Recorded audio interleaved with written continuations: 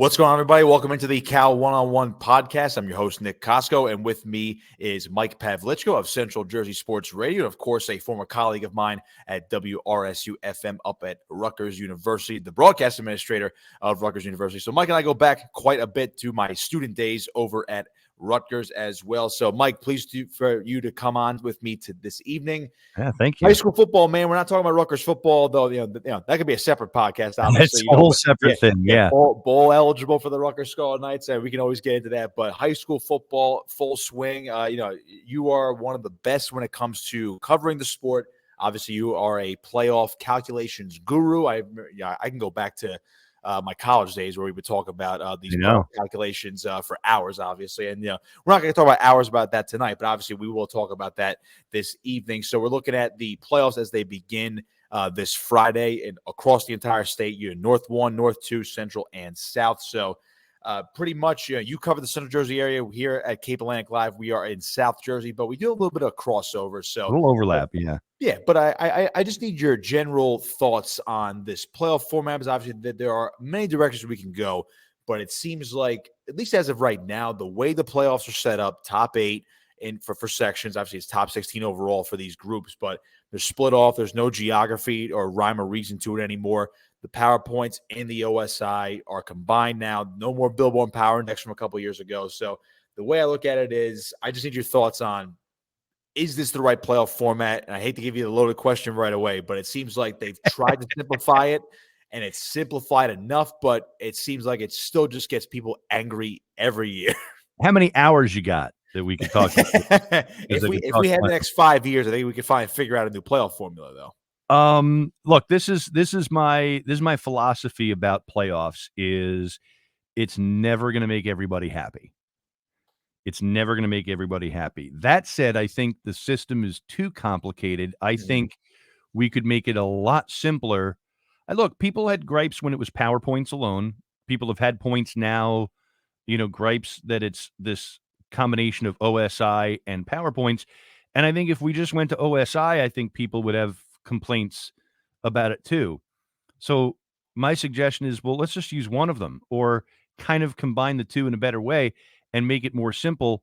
At least if we're going to tick people off, we can just tick different people off, and it'll be easier. Because here's the thing I've noticed. I would have coaches on my show when I go to make my projections at the end at cutoff weekend, and I would always ask them, hey, what do you think about, so we got you playing X. What do you have? And normally they would say, well, yeah, that's what we got, and that sounds pretty good. Now they say, I have no idea. We're just listening to you. I think a lot of people have thrown up their hands at it. And look, it doesn't have to be something that every football coach understands. But there are things about it that don't make sense. I don't like the fact that you could be in the middle of the pack in the top 16, and you can have a team that is behind you, but ahead of you in PowerPoints, and the team behind you can't jump you, but can affect where you finish. I don't like that. And that's not a numbers thing. It's a math thing, but it's just when you have two sliding scales and they rank you on both, you can have, what I call a pure UPR, right? If you're number 1 and you're number 1 in both, you're pure number 1. If you're number 4 and you're 4 in both, you're pure number 4. Right. But a team could be number 4 and could be number 1 in one category and number 8 in another, and then end up at number 4. I'll give you an example. In North Group 3 super section, we had Hillside was 4th, Old Japan was 1st, and Summit was 2nd. And I forget who was in between at 3rd. But Hillside beat Carteret on Friday night, and they jumped Old Japan, who was 2nd in PowerPoints. And that moved Summit to 1st and Old Japan 2nd, but Hillside was no higher than 3rd. Yeah, I'm looking at it right now, That's actually. And now that I have Gridiron up, Summit's number 1. They have 19.25 PowerPoints. Old Japan, 17.5. Hillside, 19. Now that's just PowerPoints for the Here's the crazy thing.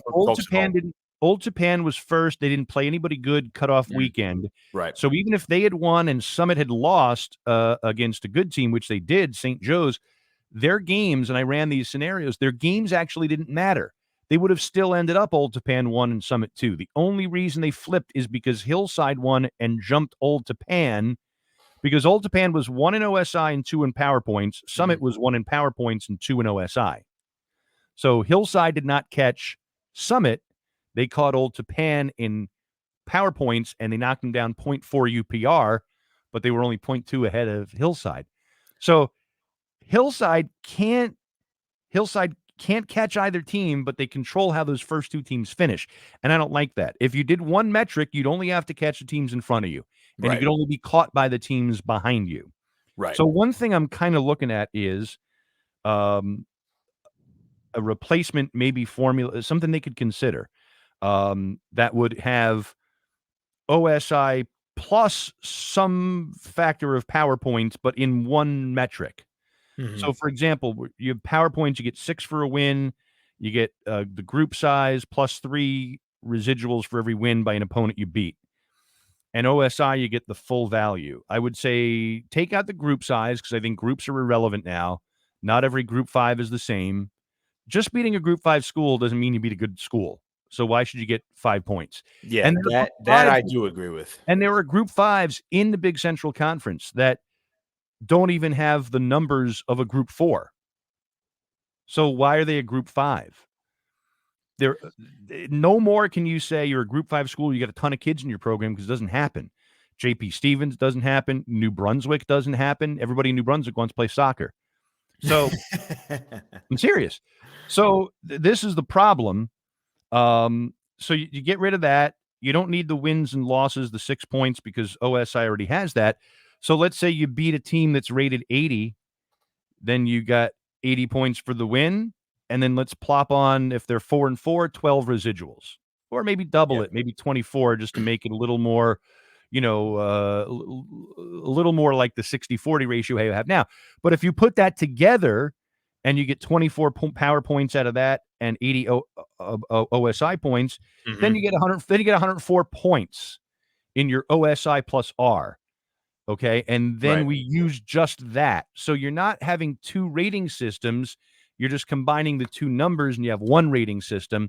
But then you only have to catch the teams ahead of you. You don't have to. Right. Yeah. That to me makes a lot more sense. And it's amazing to me how this conversation is basically math is going to decide how the playoffs are determined, and math ultimately decides the results on the field. It's going to decide that all the time, but I think the quirks are what shouldn't decide it. Like, the system's fine if everybody is in the same spot in the rankings, but again, you could have the 10th place team be 6th in PowerPoints, and whatever else. And I'm trying to find an example.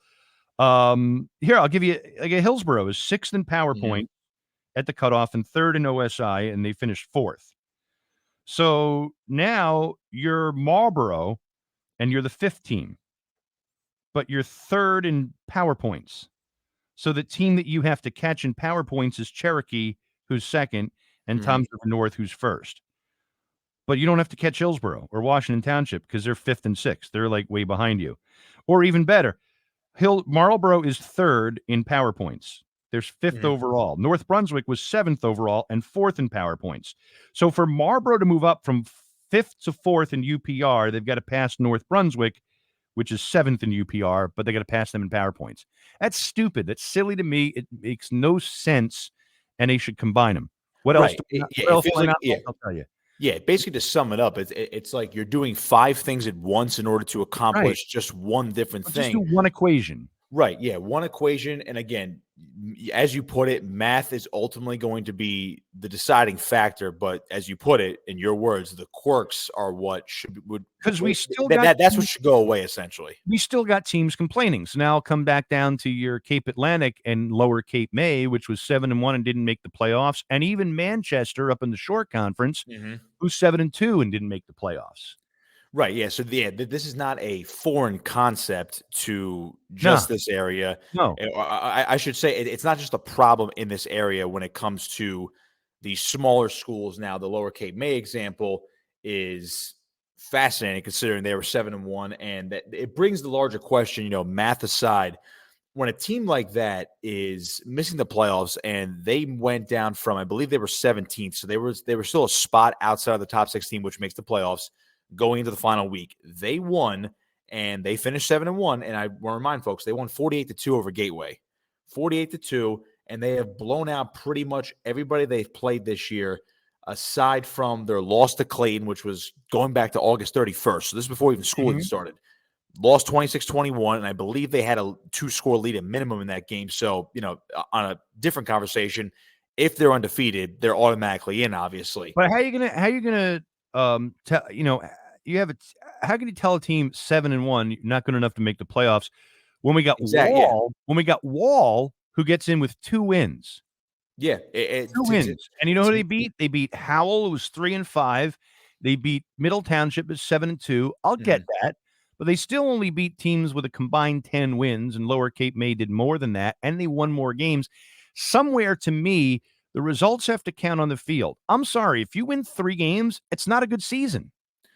No, I agree with you there. And I know the minimum, which I think the minimum, and again, this is a larger conversation as to how the qualification for the playoffs should happen. And again, it adds into the math we're talking about, simplify the math. But also, as you mentioned, and I think like any football fan, any coach, any player is going to tell you this, any former coach or former player is going to tell you this as well, any media member that's covering high school football, at least I think, in New Jersey, would say this. The results on the field have to matter, as you just put it. You're looking at Lower Cape May, and now I'm not going to cry over spilled milk, essentially, but Lower Cape May is a 7-win team. Now, did they play the strongest schedule? Probably not, and I get that's where the math factors in. And you do have to look at strength of schedule because a 7-1 team could not be as good, hypothetically, as a 4-4 team. And that 4-4 team could be more deserving of getting into the playoffs because they played a harder schedule. But as we talked even before the show, what constitutes a good schedule? Because now not everything is geographically aligned. Teams are hand-picking their games for at least some of their weeks that are outside their divisions, outside their conferences. So again, you have to figure out a way to kind of combine all of these factors. And there's a lot, unfortunately, to get as close to a perfect system as possible. You're never going to get a perfect system. Let's go back to why Wall got in. Right. Okay. Wall got in because they played Red Bank Catholic and Donovan Catholic, and they're both multipliers. They lost those 2 games by a combined 81-0. Yeah. So they weren't even 35 to Donovan Catholic and 46-0 They got to shut out 4 times this season. They got including the last 2 games. 4 times this season. Now, Toms River North, I'll give you that. And I'll even get to Red Bank Catholic and Donovan Catholic. But then you know what? Then you shouldn't have all 3 of those teams on your schedule. That's the bottom line. So now, look, it's also, there's a saying in schools, teaching to the test, right? Teaching to the test. And what is that? You got standardized exams, and they say, all right, this isn't exactly in the curriculum, but we have to teach this so they can get this test and they can move on to the next grade. Well, the leagues have to schedule better. The NJSIAA has a formula, and you have got to schedule to that formula. Now, it's been since 2018 that we've had this UPR system. We had 2020 without playoffs. So this is 5 years now. You've gone through a couple of 2-year scheduling cycles. What you've got to schedule to it. And here's the example I'm going to give you. Manchester Regional, I looked at their opponent strength index of all the teams they played. Had they gone undefeated, it would have averaged out to a 42. The number of 45 was actually the number that would have gotten you in the playoffs. So it's different, obviously, every year, every section, but nobody below a 45 missed the playoffs. So to me, that's your target. And generally speaking, I have found a good target OSI is about 38 to 43. Okay, so theirs was 45, is a little higher. There was like a bunch of like 48, or even a couple of 38 teams, but there was a 44 that didn't make it. So 45 is the target. Well, you can't make the playoffs if your opponents only average out to a 42. That's not going to get you in the playoffs. Right, and I also tells me there's poor scheduling. And I understand, especially if you're a traditional program, traditional power, I should say. public school or private school, I understand that you want to schedule harder games to better prepare you for the playoffs because Right. in the end, based on who you're playing in your division and your conference, most likely you're going to win the majority of your games and get into the postseason. Now, in Millville's case, to use a team from down here in our Cape Atlantic area, they're number one in South Group 4. They earned it. They were excellent once again this year, 7-1 after winning the state championship last year. Now, they only lost to Toms River North, a state champion from last year, and a team that could be a state champion again this year. Mm-hmm. But they scheduled other big teams. Irvington, they beat St. Augustine. Yeah, they beat St. Augustine Prep as well, on the road. Now, again, that's a team they likely would play anyway because, again, they're in the area. But they're playing the teams out west as well. And, again, it's the West Jersey Football League. And I can't think of it off the top of my head, but teams like Lenape and Shawnee, if you go back to the days before Millville and all the other Cape Atlantic teams were actually still in the Cape Atlantic League Conference, back then you're not playing Shawnee and Lenape, who are traditional Group 4, Group 5 schools that are usually excellent every single year. You're not playing them till the playoffs anyway. So I get the strong schedules, and I get the argument for that. But I think they cannot be too strong. They cannot be too strong. You can't, and the coaches have to have an idea, and the league has to have an idea of, who's coming back. Look, it takes a little thought. And, I have learned through the years people don't like to think. But it takes a little thought. Look, I took the top 4 divisions in the Big Central, the largest schools they've got. I just kept the same teams in. Yeah. And all you've got to do when you do the scheduling cycle, you go, these are the 20 teams you want in? Yes. Now, I hate this word because I hate the idea that they do this. But then you snake them into the 4 divisions. You take the top 4 teams, you put them in different divisions. You take the bottom 4 teams, you put them in different divisions. So you're never going to have more than one great team in each division. You're never going to have more than one winless team or one win team in each division. And then hopefully you have a bunch of middle of the roads. Now, maybe if your group 5s are bad, maybe you have 2 bad ones in each division, but at least it's balanced out. There are teams in a Big Central that have like 4, 1, or 0 win teams on their schedule, and you're not going to get in the playoffs based on that, or a good seed. So, there's a division that's got Ridge, Phillipsburg, Hunterdon Central, Bridgewater, Raritan, and Hillsborough. Like, those are all beasts. They've all been ranked in my top 10 at some point this year. 3 of them are now: Ridge, Phillipsburg, and Hillsborough. And Hunterdon Central was in there for a little while too until they lost 3 straight. And then there are other divisions that haven't had any ranked teams in, or just one or 2. That had 4, and Bridgewater, to their credit, made the playoffs. Now, it's easier for the bigger schools because even the bad, not the miserable ones, but even like the bad big Group 5 schools that got 2 wins, even those schools are rated highly enough that their OSI is not going to kill you. What kills you is when schools have Group 5 JP Stevens, which has lost 39 games in a row, second longest losing streak in the state right now. When you have a JP Stevens, it's a 23. So I'll give you a real quick sum up because I want to move on to other things. Playoff formula. I think we need to get rid of the 2 metrics. You can combine them into 1 metric, but you got to have just 1 metric. You can't have this sliding dual scale. It's ridiculous. Yes. You got to cut down on the travel.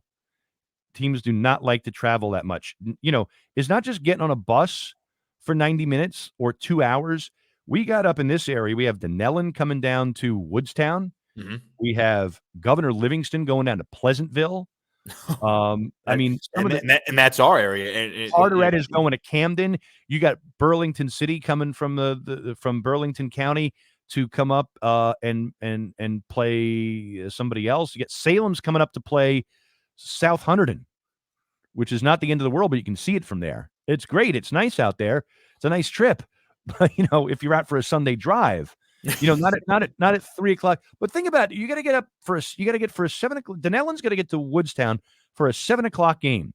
They got to go through Philly traffic on 295 or the Turnpike. They're not getting down there in less than 2 hours. So it's a 7:00 game. You want to be down there by 5. You got to leave by 3:00. You got to feed these kids. They need dinner.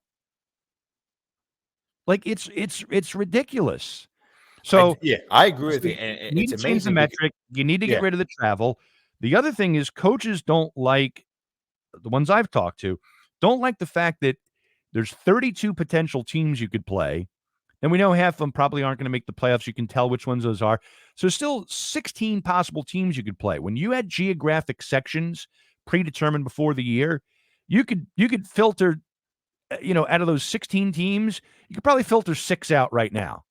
And then you could figure out, well, we're at the top of the bracket, so it's these 4 teams that might be battling out for the last 2 spots, and you could scout. mhm. And if there's anything you know about coaches, high school football coaches, is they love to go scout teams. They love to get the video.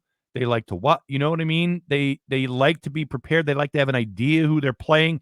And if they think there's 3 teams they could play, they'll have their guys develop a Yeah, game plan for all 3 teams. they'll Okay? So scout them you all know out, that. absolutely, because You can't it's do within that reason. with you can't do that with 32 teams in a bracket, and some people wanna go 64 and take the best 32 in the state and snake the whole state. You're gonna have Sparta going, you're gonna have Sparta going down to play, Egg Harbor Township or something like that. I mean, it's gonna be ridiculous.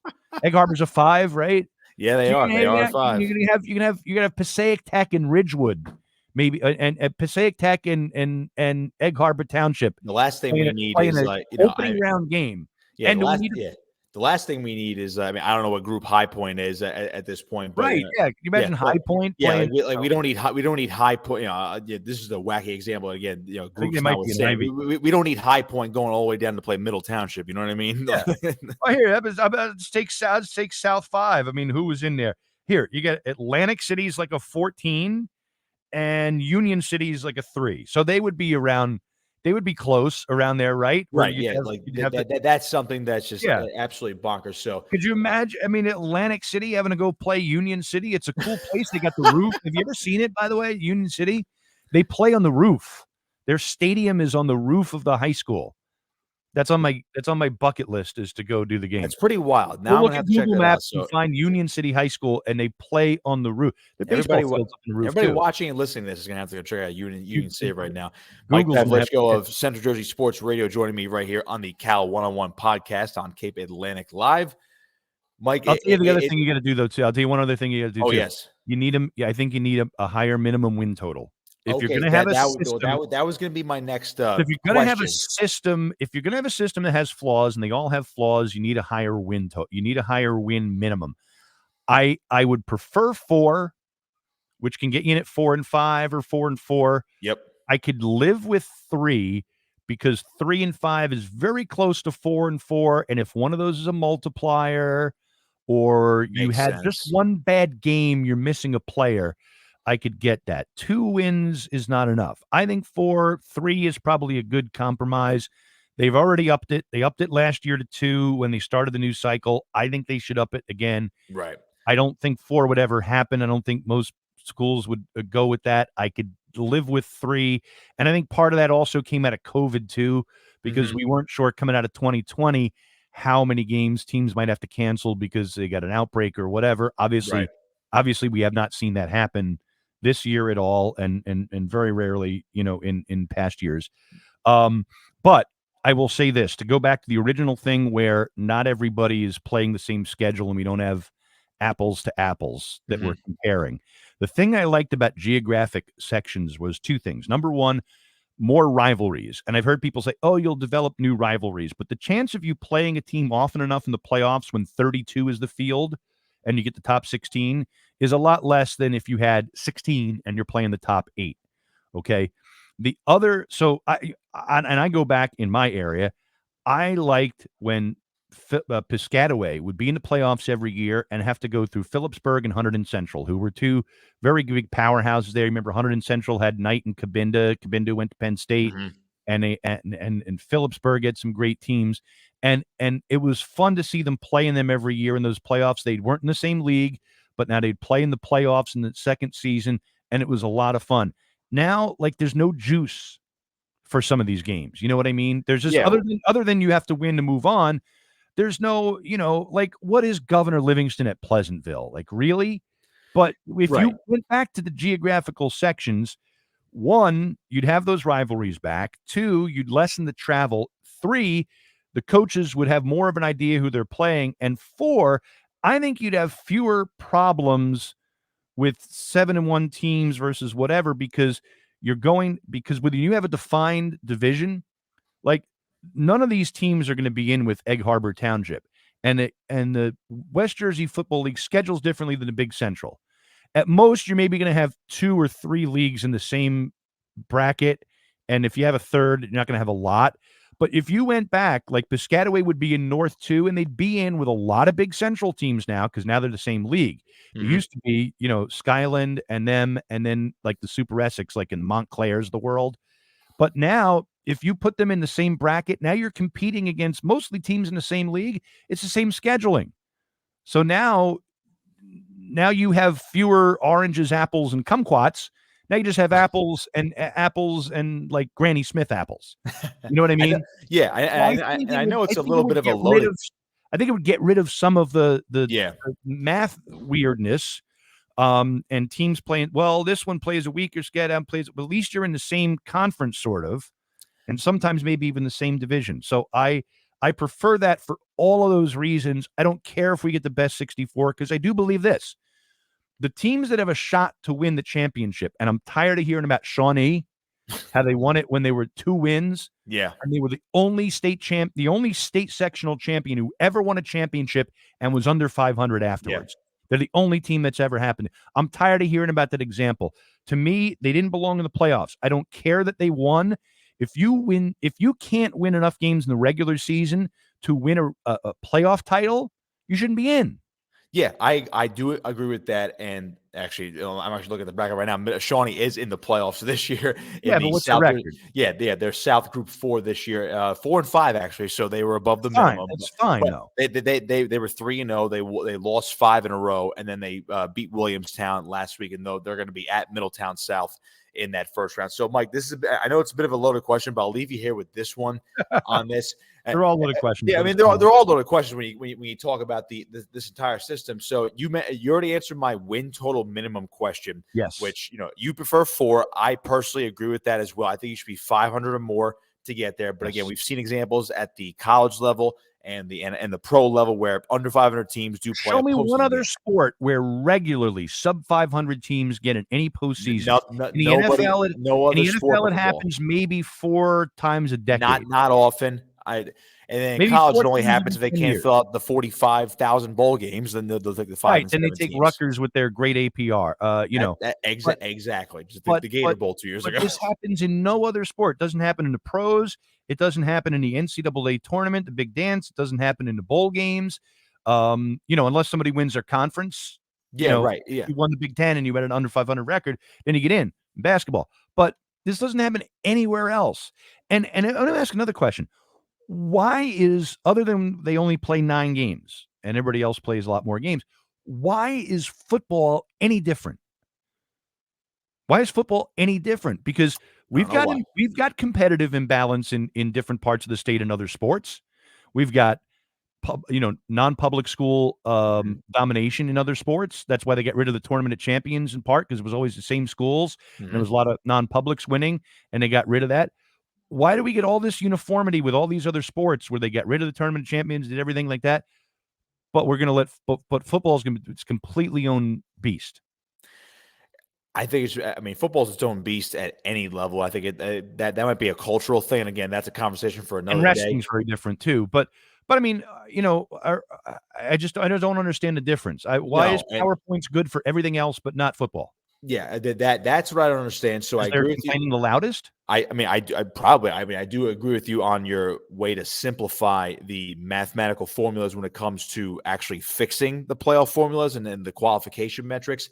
I agree with you on the 4-win minimum. I don't think it's ever going to get there. I think it'll be stuck at 3 at one point, whether it's next year or a couple years down the road. But I do think you should be at least 4-4 or have 4 wins to get into the playoffs. Now, my other question about it's kind of a two-parter, but it does kind of go hand in hand with the way the groups are set. These super groups are set up right now. So you have the North, you have the South, but then they're split up into North 1, North 2, Central, and South, which to me should be South 1 and South 2. But that I don't want to piss off Central Jersey people. You should call them 1, 2, 3, and 4. and I just mean, get that rid of, also, because yeah, they really, the geography means nothing. yeah, Hillsboro's in South 5. What does that right. mean? If you're going to throw geography out the window, then you should just call them sections A, Yeah, B, C, and D. absolutely. That's make it And get rid of week like 0. A I'm and B is tired of that up math. north, C and D is down south, essentially. So that's what I would do. We call week 0 week 1, please.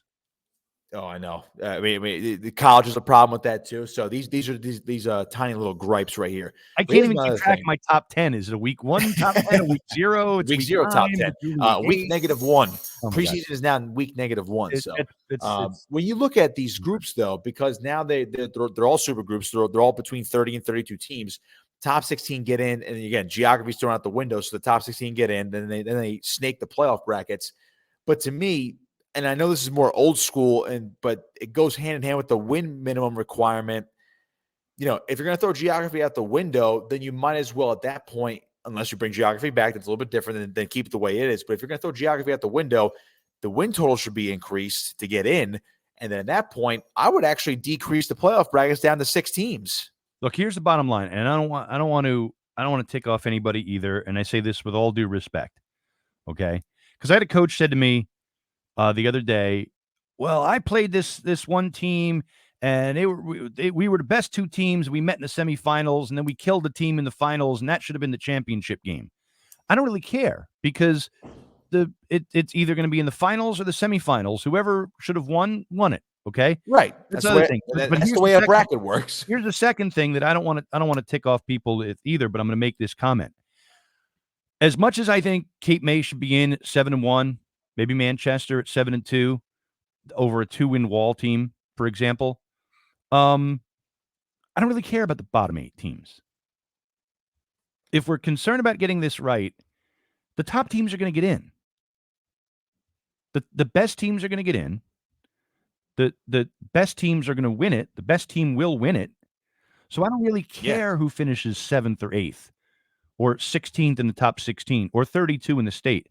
I just want to get the best teams will win it. So we're arguing about this bottom half, which is fine, and I agree, because I think teams should be rewarded for good seasons. I don't like the participation trophy. Yeah, I don't like just show up against Donovan Catholic and and get Redmond rewarded with a Catholic playoff and get spot and rewarded with say, a yeah. playoff spot, and someone with 7 wins gets left out.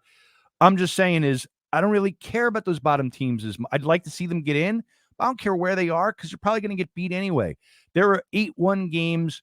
The average, I looked this up somewhere, like the average 8-1 game was decided by 35 points or more, 30 plus points last year. Why aren't we playing those? We're so worried about concussions. We limit how much they can practice, all right, and hit each other, but we're going to let a 2-win 8 team play Toms River North? Are you out of your mind? Right. And that goes back If to you're the all about the student athletes, stop making them go 2 hours to go travel to play a first round game. They're the 8 seed and they're going to go get walloped. And 1, and then 2, they shouldn't even be going to get walloped. Give the first round team a bye. Yeah, What's wrong with having an empty that's week why and I giving them a bye? say They're going to play. They've been playing since week 0. They're going to play 14 games in 14 weeks potentially, because they're a top team. Like, give Toms River North a week off instead of letting them. That's why I say go down to 6. I'd go down to 6. Now I know old school, Mike, is What do you mean go down to 6? It's 4. It's 4. It's 4. The sectionals are 4. You know what I mean? That's the old school way of the playoffs. You have sections of 4. It decreases the schedule by at least a week in the playoffs, but you could still play up to your state semifinals and your state finals and keep it the way it is for the public schools. But I would still go 6, though. I can't do 4 personally because there's too many teams. The other thing that you could do is you could go to more groups, and I've heard this discussion before. Back to the born days. So would you increase it to 6 groups? Go to 7 groups. 7. So you could go to 7 groups. So we're now, going. Think about this for a second. Think about this for a second. Just do the math. You've We're got going Texas now. This is got Texas size. You've got. Help me out here, right? I'll get my calculator. You got 16 teams in the North and South. Okay, so you got 32 in each group. Yep. Times 5 groups, it's 160 teams. You could go to 7 groups and have 16 fields. 6 teams in each field. Give a bye. Give 2 byes. Have 6 teams in each field. So that's 6 times 4 sections. That's 24. And then times 7 groups. Guess what? You get 8 more teams getting into playoffs. And now there's less of a difference maybe between the largest and smallest schools in those groups. You see what I mean? Right. I don't know if I would go to 7. I like the Group 6 idea because there are some ginormous schools in the state. So, Yeah. I mean, that could be a You could go solution. to I don't. 8, I you could go to personally, I don't think 7, that's going to you could go to happen though. 6. Not soon. I should say. There's some desire to do that, but I think you could get more teams in the playoffs. You could give buys, because here's the other thing: if you did that and it's 16 field and got a bye, guess what? That 8 seed that was going to get obliterated by the number 1, they might still, if they make it to the second round, but at least they get a chance to win a playoff game, Which is good. and that'd Yeah. be 2 games out of it. That And I'm does not worried about incentivize it. Toms River North getting one less game, because Toms River North might go to the group finals going to play 14 anyway, so then they'll play 13. How is that bad? No, and Tell me how that's bad. That's not bad. No, and I think at the high school level, the difference between 13 and 14 games, it's not much, but obviously, if you play one less game, I don't think it's that big of a difference between 14 and 13 at the high school level. Like Toms River North and Southern, what's going to happen in that game? You tell me. Yeah, Toms River North. By how many?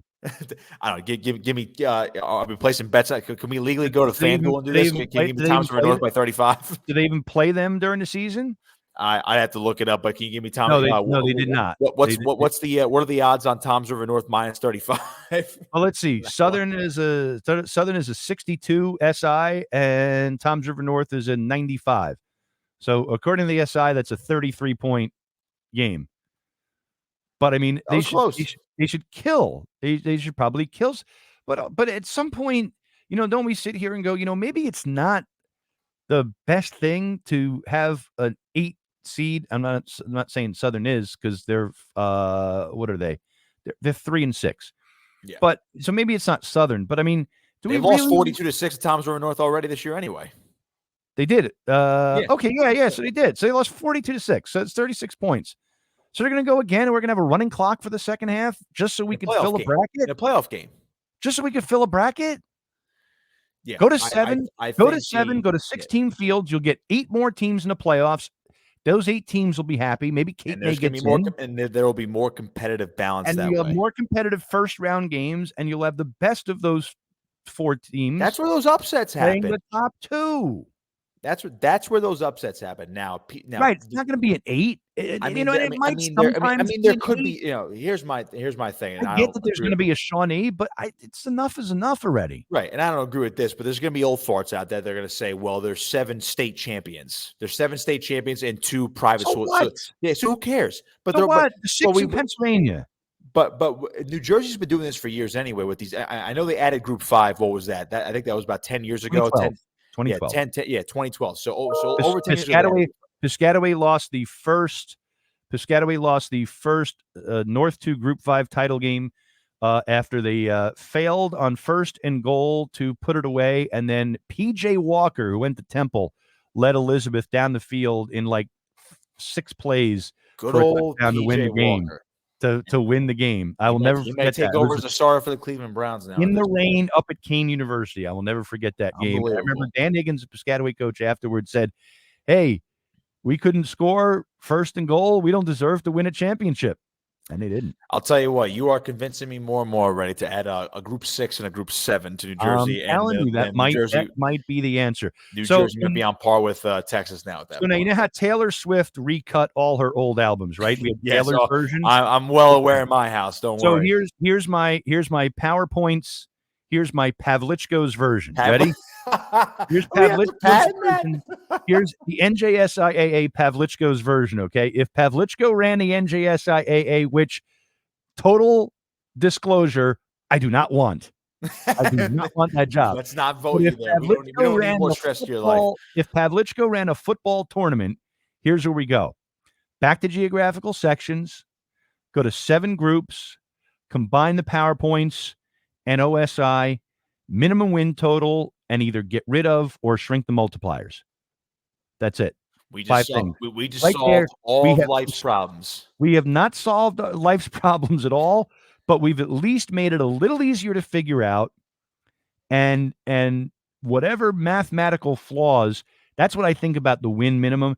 If you go to 3, I think it will get rid of a lot of those mathematical flaws, because I think it is a flaw having one of those teams high up in the rankings. So when I'm running my new formulas, by the way, I'm not a math geek.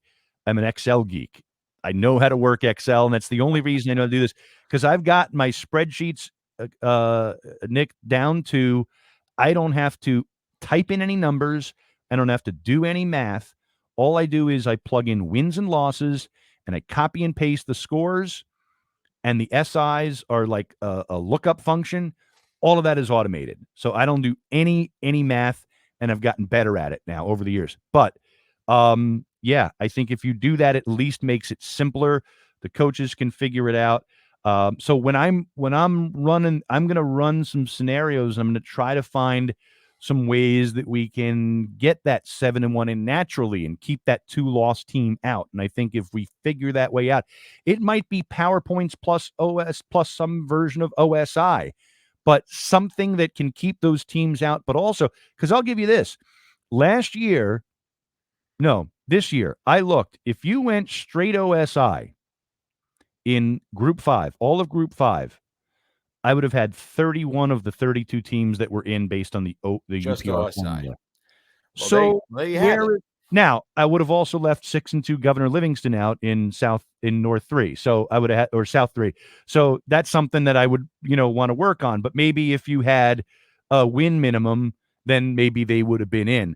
But my point is, if we can make it kind of similar but simpler, that should be the goal. Make it simpler, add some groups, and make it 16 brackets. There we go. The NJSIA New Jersey football high school football playoffs are now under the moniker of Pavlichko's version. That's how we solve everything in 2024 and beyond. How much tape do you have left? We're running out. It's going to fall off the spool soon. Yeah, run out. I'm gonna have to go manually cut this up with a pair of scissors. Don't worry. Mike Pavlichko of Central Jersey Sports Radio with me on the Cal 101 podcast. I'm your host, Nick Kosko. Mike, appreciate the time as always, the generous time. I know we have these conversations all the time. It's always a pleasure. Love chatting with you. Obviously, good luck with your broadcast and your coverage this week as the playoffs get underway. We will do the same, and who knows? Maybe we'll cross paths as the weeks roll on here in the high school football, but obviously we'll be in touch as always. Let's go out to Del Val and we'll meet up there. It's a beautiful, absolutely. You just got to cover one of their games. I was telling him off the air, Del Val is just the most beautiful place to see. It's in the middle of farms. You got to drive down all these old little roads to get there. You got to watch the deer at this time of year, but it really is beautiful up there. So you've never been there, and we both got to get to Union City for a game. I think we have our 2 games on the bucket list right there. That sounds good to me, Mike. Take care, man. Absolutely. Mike Pavlichko right here on the Cal 101 podcast on Cape Atlantic Live.